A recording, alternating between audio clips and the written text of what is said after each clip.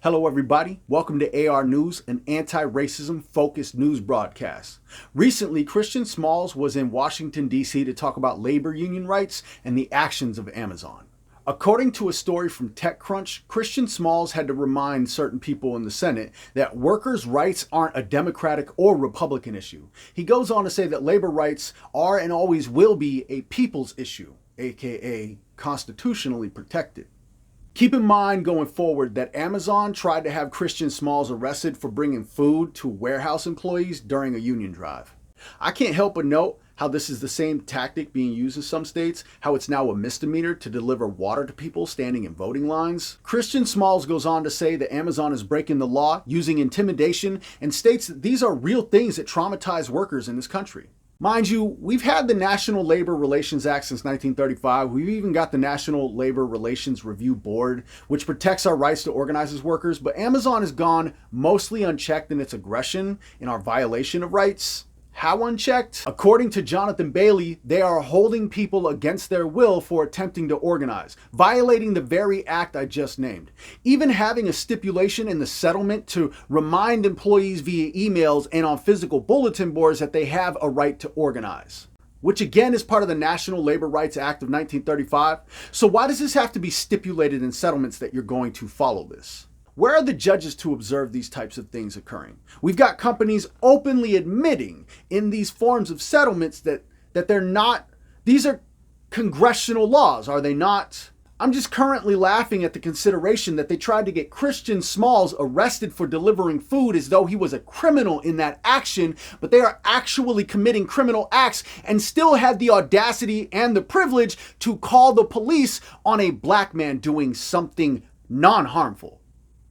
Turns out that Jonathan is only one of 37 people who filed similar complaints against Amazon over a period of 13 months. And Amazon has continued to repeat their actions despite knowing that they are breaking the law and violating rights. But if you're worried your Amazon stocks might fall, worry not so fast.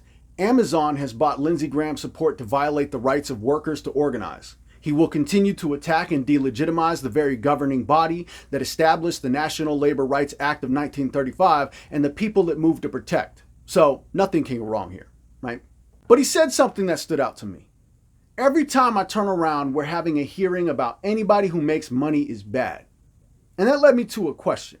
What is the history of labor exploitation in the United States of America? We're going to begin with chattel enslavement, since this was the establishment of the worst forms of human rights violations in this country. During chattel enslavement, white business owners throughout the U.S. benefited from the labor of black people, as laid out by Vox. It was even worse after the invention of the cotton gin, when the same cruel white business owners demanded more. Greed had become increasingly acceptable as a further means to justify this new form of brutality. And dehumanization is a fundamental difference between chattel enslavement and any other form.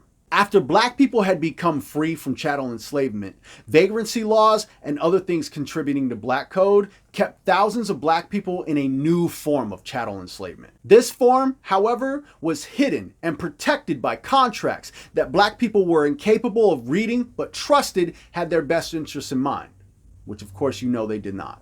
As we find on facinghistory.org, black codes criminalized every form of black life, except for the right to work for a white man on white man's terms. Quick side note, African Americans suggest there were no black people living in North America before the violence of colonization, but that would be a lie. So we will be correcting any terms we notice like that as we read them, because re-education begins in every moment. Unfortunately, the greed of white man cannot be satiated, and we use black codes, slave patrols, the racial enforcement of laws, and violent white extremism to keep black people in a new form of chattel enslavement. This extended the most inhumane form of labor exploitation that this world has ever seen for another 2 years, with just a decade-long gap before they were brought back with Jim Crow laws in 1877. This 10-year reconstruction, this is where we get introduced to the Ku Klux Klan. The Ku Klux Klan, mind you, came into existence as a result of black people gaining their freedom as human beings, and white people did virtually nothing to respond to it. This group was capable of disrupting the political future of our nation and was the epitome of order for white supremacist politicians. The KKK is directly responsible for the diminished support for Reconstruction. Their origins literally come from slave patrols, enforcing black code and chattel enslavement torture. In 1871, Congress passed the Anti-Ku Klux Klan Act, forcing these violent white supremacist domestic terrorists to change strategies. And so they did. They realized there was more power in litigation than there was in just direct violence and decided they wanted to adapt and add to their resume. And consider that. Every time we look at reports from white supremacists trying to make chattel enslavement seem like it wasn't that bad or a necessary evil, I want you to remember that white enslavers were lying about it the entire time it was happening. They only just figured out a way to justify it now. Now, all of this began a long history of labor strikes in the US. From here, rich white business owners have been pitting poor white people against poor black people in order to keep labor movements and civil rights movements disorganized and largely unsuccessful. And for clarity of conversation, we're going to talk about a strike as anything that's organized stoppage of work by the laborers in response to dangerous work conditions, and usually are a culmination of already existing grievances that companies choose not to address. Now, companies gather all of the economic resources. That's what the trickle-down economics policy was established to do.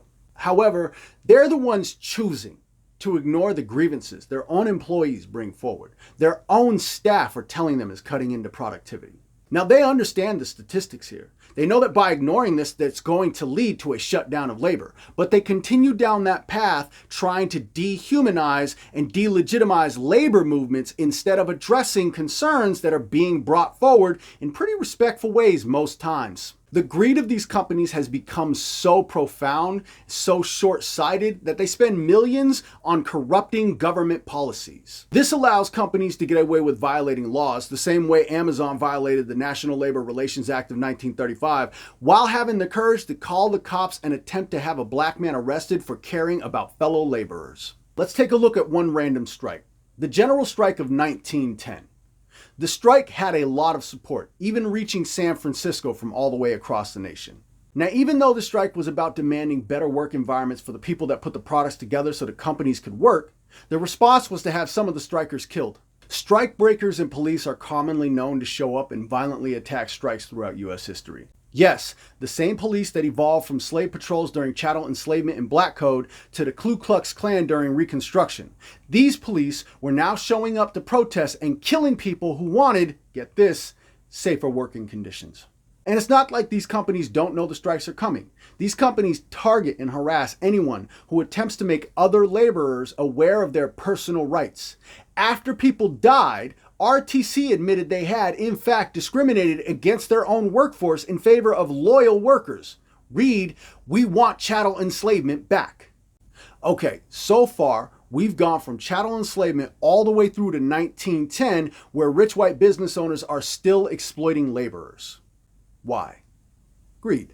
Remember those slave patrols turned KKK turned police? Yeah, they didn't just go away. They are still in full effect, working for millionaires and billionaires, attacking our protests and organized movements with full subsidized funding from the government. The rich aren't even funding their own army. We pay for our own suppression. Even during the George Floyd protests, police showed up enacting violence against protesters. They attacked people with gas using projectile launchers, took people's eyes out, brutalized people, and even killed some. Now, that was the New York Times, so we're going to move ourselves away because it seems no matter how violent police get, the New York Times always wants us to remember we need that violence in our lives. No, we don't. We believe the police are a domestic terrorist organization funded by the US government in the same way that Israel is a domestic terrorist organization in Palestine funded by the US government. And surprise, Israeli terrorists train police terrorists. It's incredibly obvious that Israeli terrorists are not familiar with resistance in Palestine. We will get into that soon. And to be clear, we're neither the only people who think this, nor is it deniable by Israel. The senior VP of programs of the American Defamation League authored an internal memo claiming that the ADL could not state that all claims of Israeli terror training were false. Now, if you have an issue with me using the term terrorism, then I think it's time we, as a civil population, have a discussion about how terrified people are just to go out and enact their First Amendment rights. And I can't help but notice all the white gun lobbyists who refer to it as terrorism anytime a lawmaker just wants to create a bill that would protect people. Wouldn't even limit your rights to a gun. It would just protect people like children. But we don't want to talk about how these police go out and they attack these people enacting their First Amendment rights for no reason, attacking these people, brutalizing these people, making these people terrified to go out there ever again and enact a base human right. We don't call that terrorism. As a United States Marine, that is, in full effect, terrorism. Now, this is a definition taught to me by the United States Marine Corps, funded and established by the United States government, upheld and empowered by the people and their tax money. But let's get back to the point. Not to say that that's off point, you'll see here. But remember that the question itself is, what is the history of labor exploitation in America? Well, I know for a second there, you probably thought this was turning into an anti-police piece, right?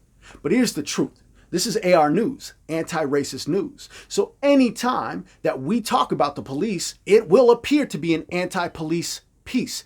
That's what happens when you speak about anti-racism and you talk about agencies that are designed, developed to uphold and establish and reinforce racism. Because today what you aren't seeing is the current prison conditions and how they reestablish chattel enslavement. Even the FBI warned us more than a decade ago of white supremacist domestic terrorism in law enforcement. Odd warning, considering their origins. This bulletin details a threat of white nationalists and active neo-Nazi gangs. Further, it adds that such groups and people have been discovered already infiltrating the police stations and law enforcement in Illinois, Ohio, and Texas. And all of this poses the question about the legitimacy of the FBI. That it can identify that these threats exist, but it literally can't do anything about them. What is their purpose then? How is it that everyone can be aware that LAPD is literally sectioned off gangs? And that's just okay. And yes, this is all still labor exploitation. We can find reports and articles similar to the one found here on nature.com where Justin Nix says that action needs to be taken. Data from California shows police are stopping and using force against black people disproportionately when compared to other racial groups. If this doesn't result in death, it most certainly results in criminal charges against black citizens.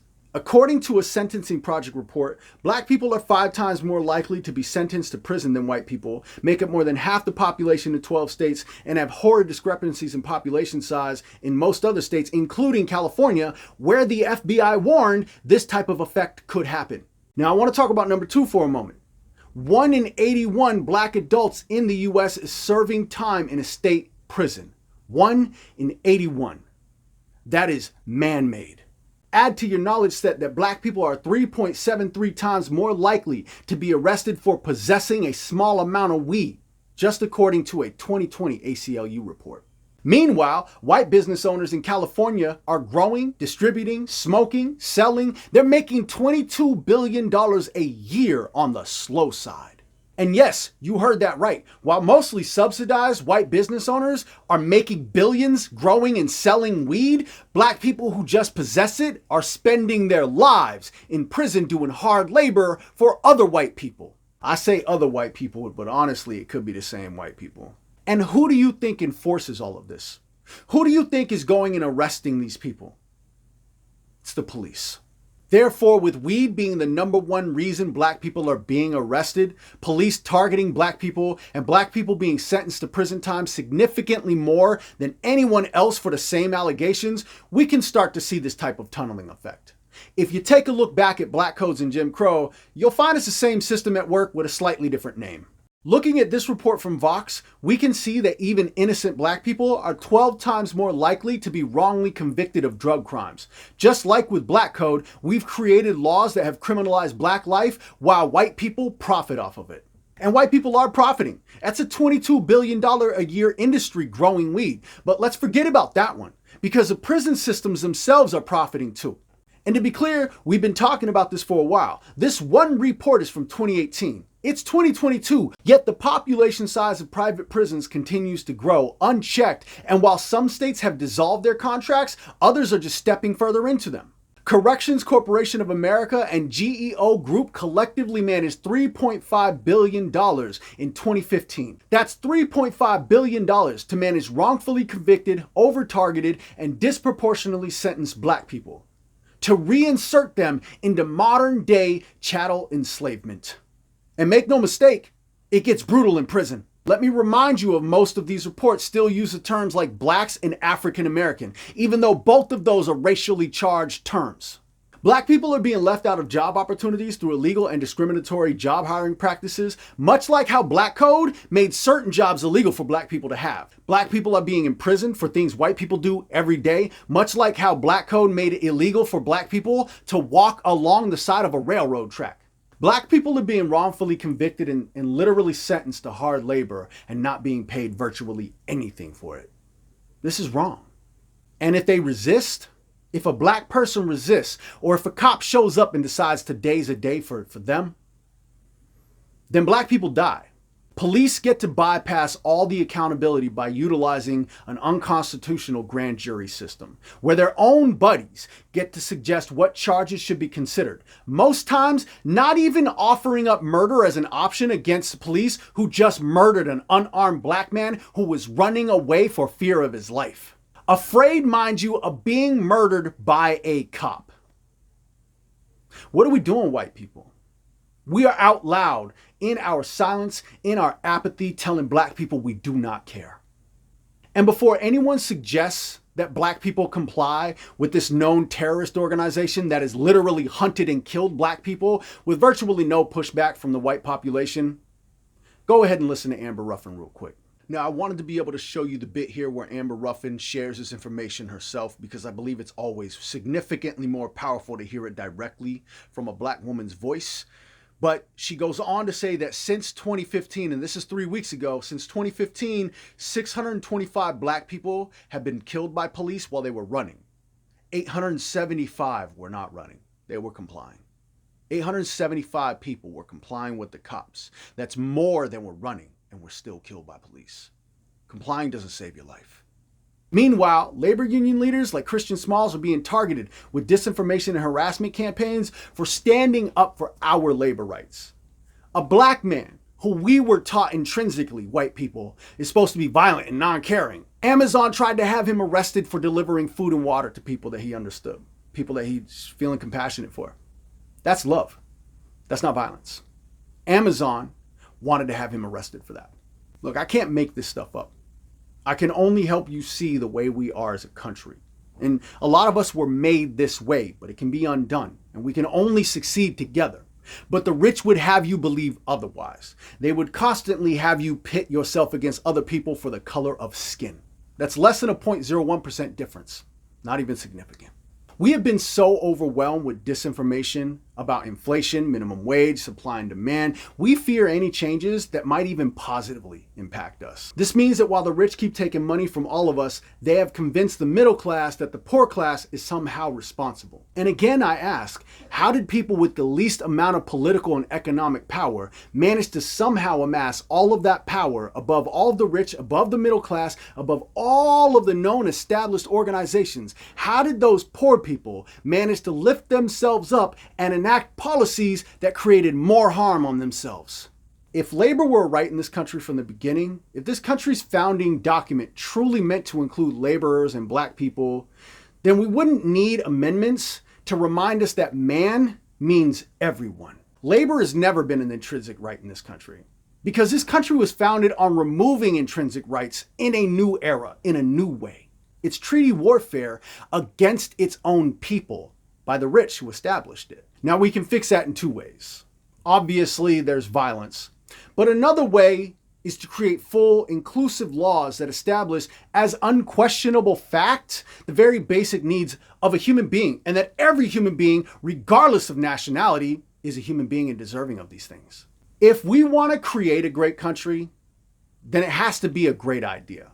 And anything that still allows for any form of enslavement, but especially still allowing for chattel enslavement, should be seen as a fascist threat to life. Unionize your jobs. Protect your rights by enforcing them. That's exactly how the government protects its power over you. It enforces. That's what the police are there for. They don't wait. Neither should you.